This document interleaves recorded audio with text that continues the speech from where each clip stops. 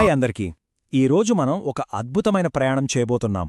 అదేంటంటే కొండమీది ప్రసంగం యొక్క చివరి భాగం, మత్తయి సువార్త 7వ అధ్యాయం.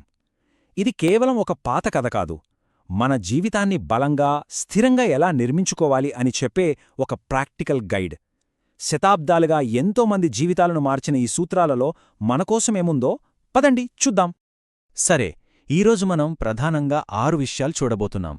మొదట ఇతరులకు తీర్పు తీర్చడం గురించి, తర్వాత నిజమైన విశ్వాసమంటే ఏంటో చూద్దాం. ఆ తర్వాత జీవితంలో మన ముందుండే 2 మార్గాలు, వాటి ఫలితాల గురించి తెలుసుకుందాం. మరి ఏది సరైన మార్గమో ఎలా గుర్తించాలి?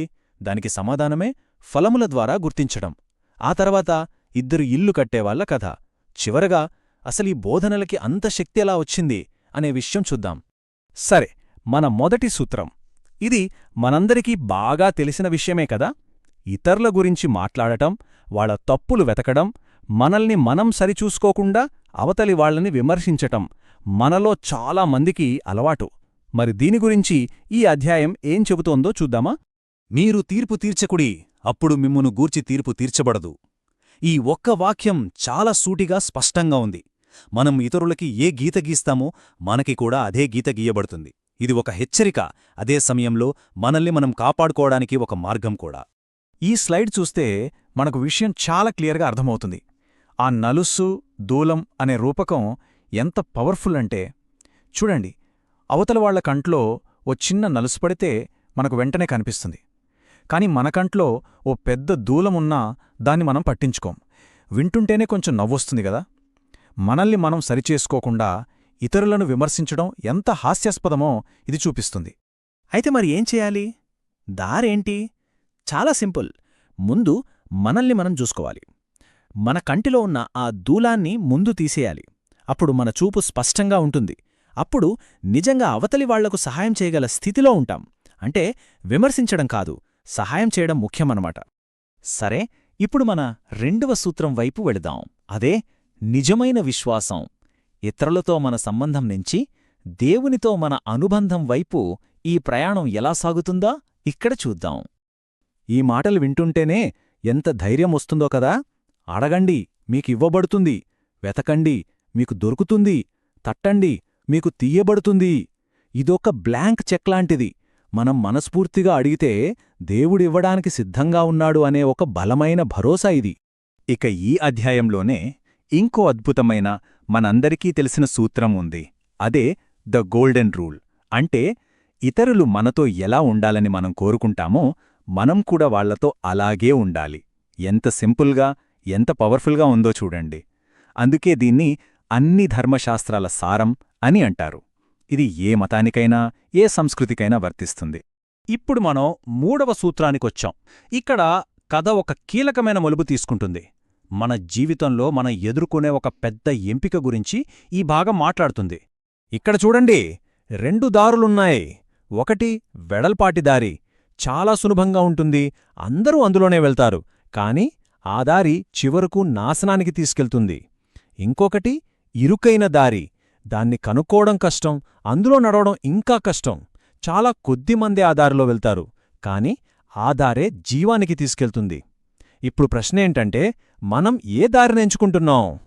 అయితే ఇంత పెద్ద ఎంపిక ఉన్నప్పుడు ఏది సరైన దారో ఏది కాదో ఎలా తెలుసుకోవడం? ఎలా మోసపోకుండా ఉండాలి?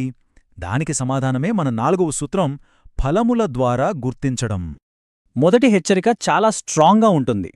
గొర్రె చర్మంలో వచ్చే క్రూరమైన తోడేళ్ల గురించి జాగ్రత్తగా ఉండండి అని. అంటే బయటికి చూడ్డానికి చాలా మంచివాళ్లలా, సాధువుల్లా కనిపిస్తారు. కాని లోపల వాళ్ల ఉద్దేశాలు చాలా ప్రమాదకరమైనవి. కాబట్టి ఎవర్నీ పైపైన చూసి నమ్మేయొద్దు అని ఇది మనల్ని హెచ్చరిస్తోంది. ఇక్కడ ఒక సింపుల్ లాజికల్ ప్రశ్న అడగబడింది.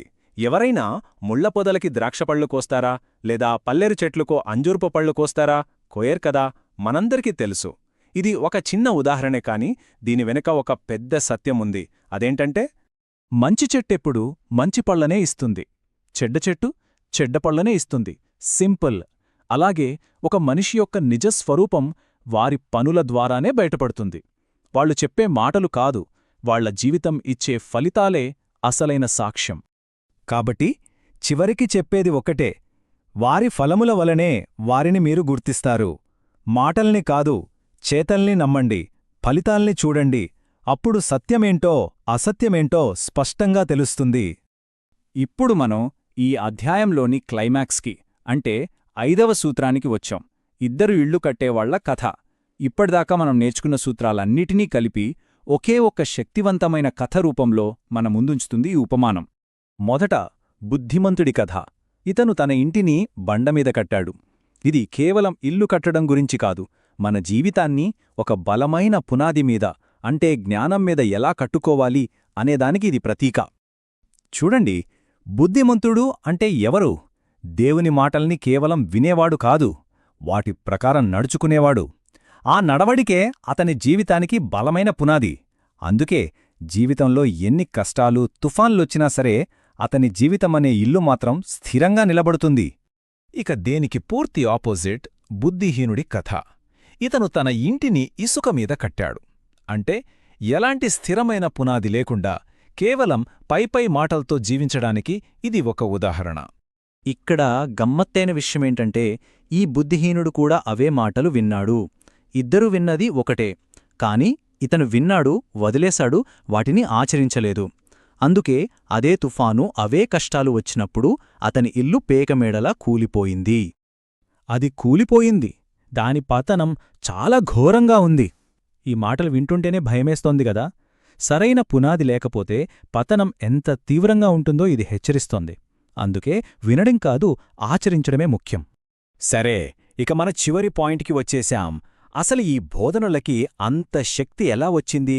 అప్పట్లో విన్న జనం మీద అంత బలమైన ముద్ర ఎలా వేయగలిగింది? దాని వెనక ఉన్న రహస్యమేంటి?